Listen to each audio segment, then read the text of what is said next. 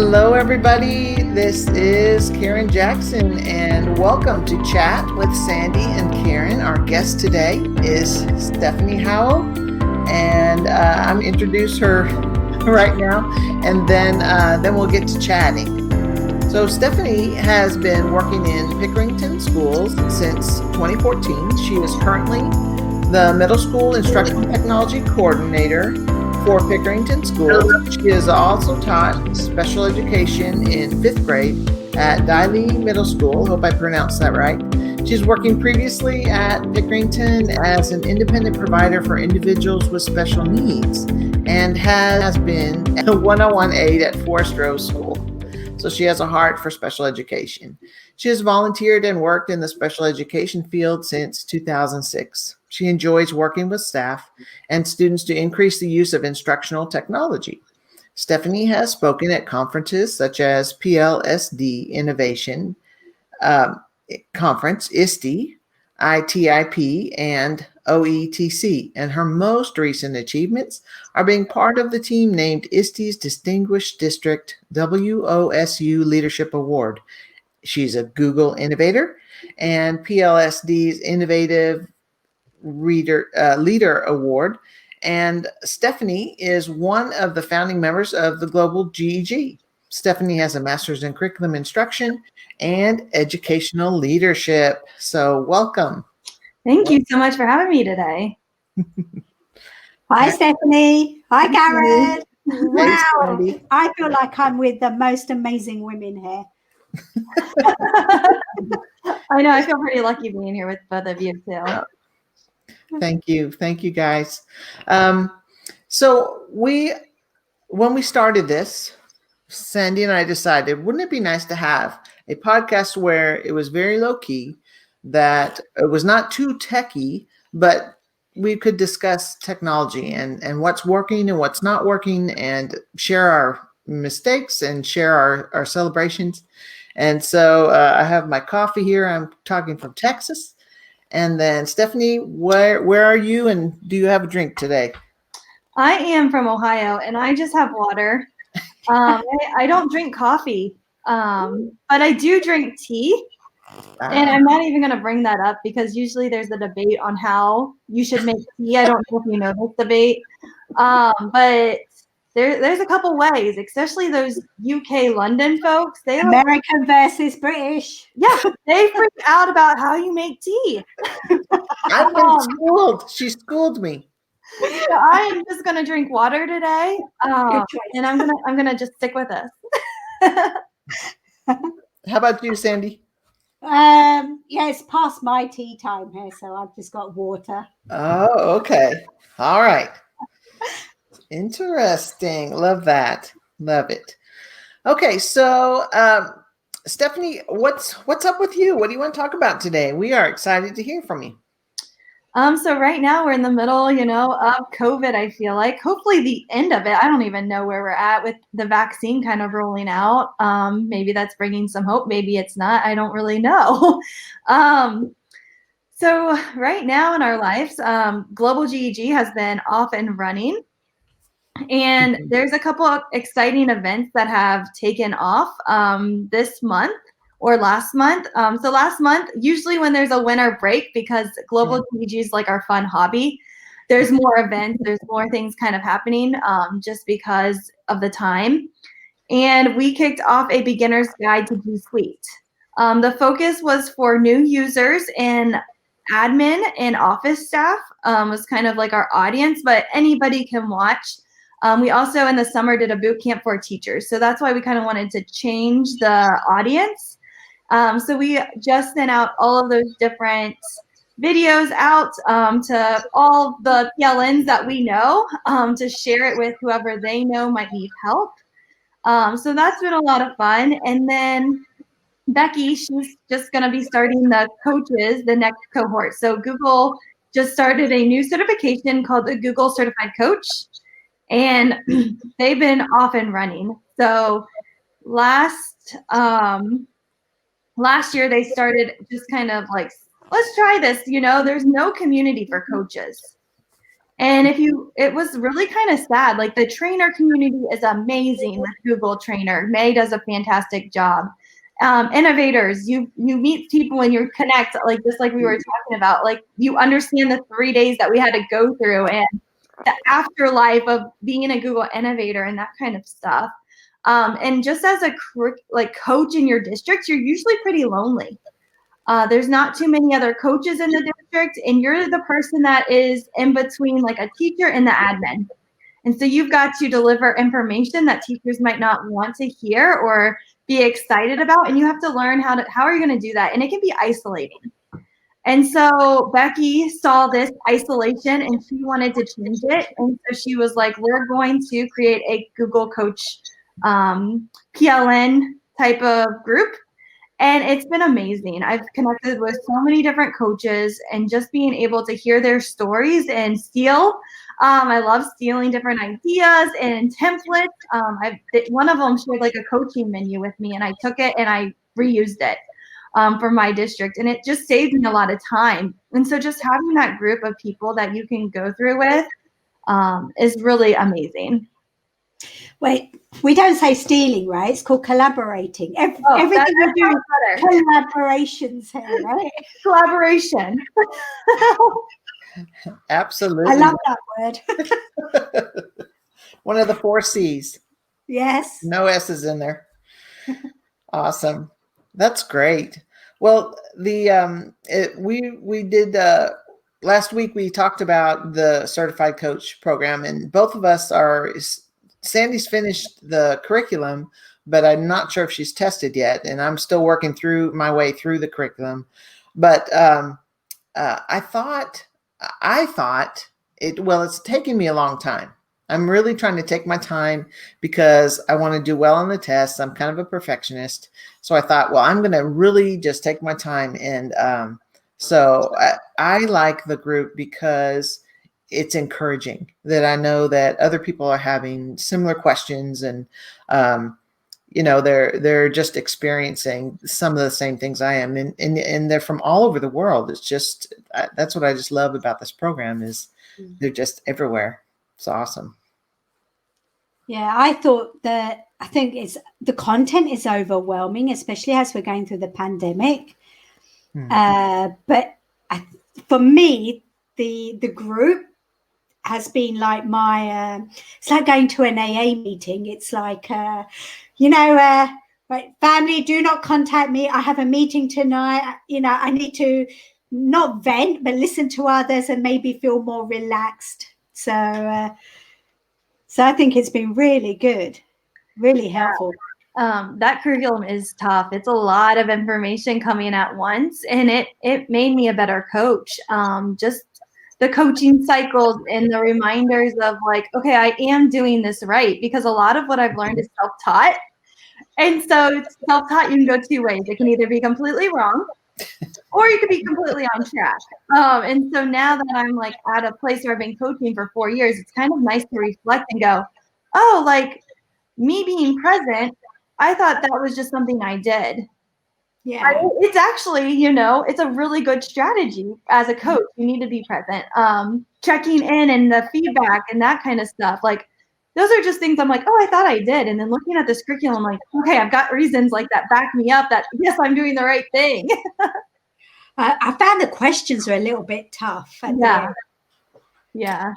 I think that when you go through your master's program, a lot of what you teach is theory, and then this certified coach program is kind of the step between the theoretical and what the learning theory, the rock, and then let me get agriculture on you.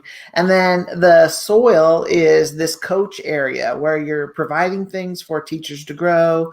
You're breaking the content down and saying, well, let's try this. And how about that? And so it's kind of like the medium that helps teachers grow rather than just saying, read this book and you're going to be great. So it's good strategy. It's just good teaching. Mm-hmm. I really like it. See, this is why I said I'm with 2 amazing women. Both of you have masters. Well, it's just One day. you're already working on yours. So we're going to have a podcast about what it's like to get your master's. So you can tell us. Awesome. So what are our plans for 2020? 2021? Yeah. Oh my God. No, you really want to go back in the future? No. I was like, I don't want to go back. Redo it. Maybe redo it just to pretend it didn't exist. Okay, so how about 2021? So just some of my goals is we have a really strong belief in personalized learning in Pickerington. And this year I had 3 buildings last year, and then I have 2 more this year. So I have a total of 5 buildings. And so my goal is just to kind of keep that path going with the personalization, because every teacher has a next step with it, and meeting the teachers where they're at. So just kind of continuing that path and working on different things to just help them be successful. That's great. That's awesome. What about you guys? I want to get a job. Okay. Long story short, I retired. I always pick the wrong time to make big life changes. 2019, I retired, and I thought I'm just going to apply at the university because I've got all the schooling and blah blah blah. Fast forward to January 9th, 2021. I have an interview. So, that's my goal. I want to work at the university level, but that won't start until September. So I'm just going to keep working on the curriculum, and then working on the podcast, keeping touch with what's going on, what's new, and supporting the teachers that I know. And that's really my goal, and to also have a really awesome garden. That's going to be my balance, my non-tech balance is that garden. I was going to say, I would love to retire. That's my goal. Oh, so seriously, Sandy, 2021, what does it hold for you? I don't know. Last year when I was in Italy, I made plans and none of them worked. So now I don't make plans. I just take things as they happen. My daughter wanted to go back to university. So though we live in Sweden, she goes to a university in the UK, but she can't go there. Universities are closed, online teaching. So we said, okay, wait till October. Didn't work. Wait till Christmas. Hasn't worked. Now I say wait till February. We don't know what's going to happen. So, I'm not making plans with all of this. I think just being safe and well is just my goals at the moment. But then we'll see what happens. I'm studying. I want to do well in my studies. I'm doing the coach. I want to get my coaching certificate. Trying to do an exercise a day, even if it's going for a walk. I want to maintain that. Even if it's -60 outside, I'm going to do it. Yay. Just have to do it. I think that's what it is. That's good. Bit boring. No, I believe that boredom is the greatest inspiration for creativity. And I've read a little bit about that, and that if you don't allow yourself to get bored, you don't have time to invent something, mm-hmm. That must inspire some kind of creativity in our brain when we get bored. I can't be bored. Not in my house. I destroy the house. And I don't even have the garden because it's cold. Yeah. And I think that's how a lot of these huge companies came about, through the boredom season. So what's interesting is that you did say that, because right now with COVID, we've all been stuck at home, and I'm really curious to see what ideas what transformation comes out of COVID? Yes, that is the positive. That is the positive that's going to come from this. I believe you're right. And I mean, I really believe without COVID, I don't think Global GEG would have started. Because when you're back to normal life, you're running around like crazy. People are busy. And with COVID, we were stuck at home with our families. There's only so much you can take of your family. Yeah. And so then I hope no one's listening. We don't want to offend anyone. True. That's true. Yeah, they gave me a thought, Stephanie, as well now. We're using a lot of digital online learning tools. How much of this is going to actually carry on? Yeah, and we've been doing it long enough for it to become a habit. Yeah. And for teachers to become experts at it. So I'm a little excited, a little nervous. Sometimes I think our kids are on the screens way too much, which makes, they're at school or they're at home on certain days and they're doing their schoolwork and then they're playing video games. So that does kind of make me a little bit nervous about how much they are on the screens. But I think teachers have realized, especially those that have been late adapters to technology, that this actually makes my life a little bit easier. I don't have to grade all those, multiple choice questions. I can just put it in Edulastic or whatever. A lot of our teachers were only hearing from a couple students. Well, now they can use Pear Deck or Nearpod, and they can hear from everybody in the class, which is really exciting. There's been a lot more tech issues this year than I've ever seen. I don't know if you guys feel the same way. But the amount of just tech issues in our district, and I don't know if it's because there's new users, user error, or the programs can't handle the volume of people on their program. Yeah. But like Google went down 2 weeks ago. Was it 2 weeks ago? Before Christmas, wasn't it? Yeah. And I was like freaking out. I'm like, everyone's like, you need to fix it. And I'm like, I can't fix Google. Like, that's what I can't do. Yeah. But when you have technology in your name, they think you can fix all of it. And I'm like, no, it's down. Like, there's nothing we can do until it's back up. Right. I mean, luckily they fixed it, I think, within an hour. Yeah. They had some really big guns working on that, I'm sure. When we all went online, there was a big flurry and people for the last 5 years before I retired, I was working in instructional technology, and we would do trainings and we would mentor people, and they would say, yeah, I got this. I'm going to use this. I'm really going to use this.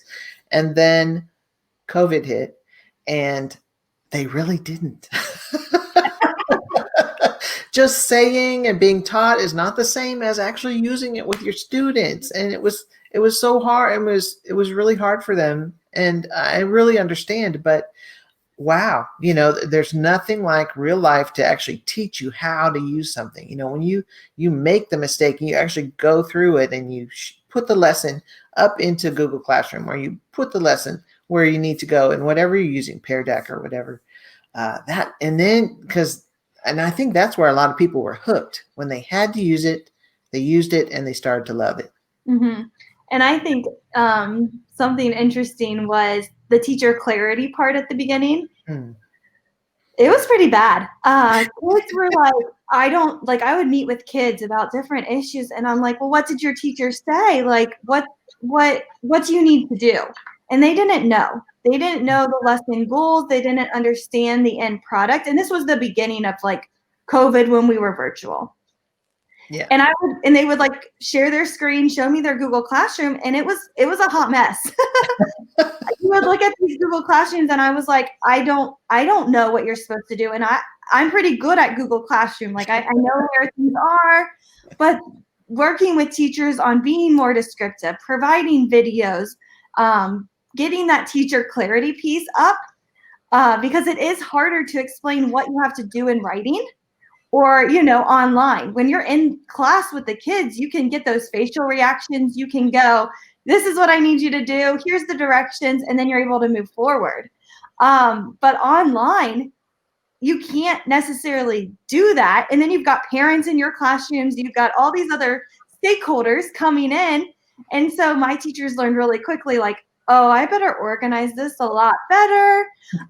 I better provide video directions. I better explain more what I expect. And it made my teachers a lot stronger. But that was a huge weakness that came out at the beginning of COVID, that a lot of them had fixed and corrected. So I'm excited about that too. Right. And this is a good time to take stock and look at how we did in the fall and what's working and what's not working and what we need to beef up a little bit.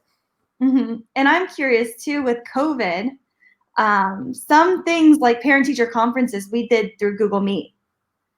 So what is going to stay and what is going to go back to before COVID?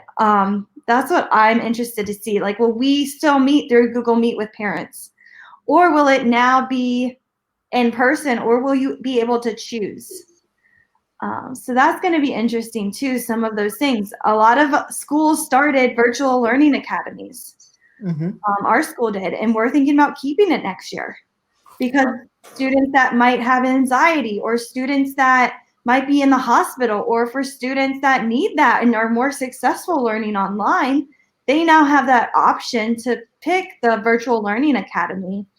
And so it's like, how will that learning look different next year? Or how has COVID impacted all these different practices? Right. Yeah, it's a constant taking stock and seeing what works, which is kind of like that coaching cycle. It's just kind of on a larger scale, looking at what's working, reflecting on that. What did we learn and how can we make it better? But awesome. On the other side also, we could say, students can say, oh, I can't come in, I have an appointment, I don't feel well. Remember the times when we used to have Google Meet, Google Classroom, you can access the documents, or parents don't have time. Yeah, we can set up a link. Yeah, I mean, one of my teachers, she always was like, the virtual meets with parent conferences were amazing. She was like, I talk to parents in their cars as they're dropping off all their kids' places. They were shocked at how many parents they got on for a Google Meet call compared to in person. And if you think about it, it is kind of crazy getting parents in. Especially like, I'm just a new mom. My son is 1 and I can't take him out, I'm like, I don't know what I would do for all these meetings. And some of them I've been able to attend because I just have to hop on the computer for a quick 15 minutes. Yeah. And then I can go back to him. I don't need to get in my car, drive 30 minutes, go in the meeting. Like that adds up all that time, where here you just turn your device on. Yeah, that's true. That was always our hope was we had to try to get students to come to activities. Get them to come to back to school night, get them to come to drop off of the backpacks and, do all that kind of stuff, or parent conferences. So now it's a lot easier, and how exciting that people feel comfortable enough to be able to do that on their phone or wherever they are. That's great. Mm-hmm. Awesome. So, for your program then, Stephanie, how can someone get involved?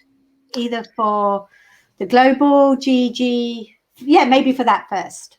So for Global GEG, we have a website. I'll put it in the private chat, and then if you guys want to add it to your show notes or in the chat, that's totally fine. Sure. So the website, there are members. So a member is somebody that can just attend different events. If you sign up for membership, you get email reminders about events that are happening. You get part of like a group email. You can also become a leader. And so a leader is somebody that is able to provide maybe professional learning with us. You're able to help lead some type of chat or something that you might enjoy. You might help with the social media team. There's so many different ways to get involved, and we want to use your strengths. So if you hate presenting and you're like, I hate public speaking, we have something that's behind the scenes that you don't have to public speak until you're ready. We do push a lot of our leaders.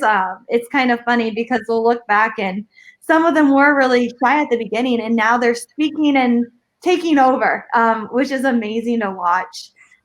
There's different subgroups like the coaching, and there's also a trainer group that's starting by Leslie, and she has like 5 people helping her like co-lead that.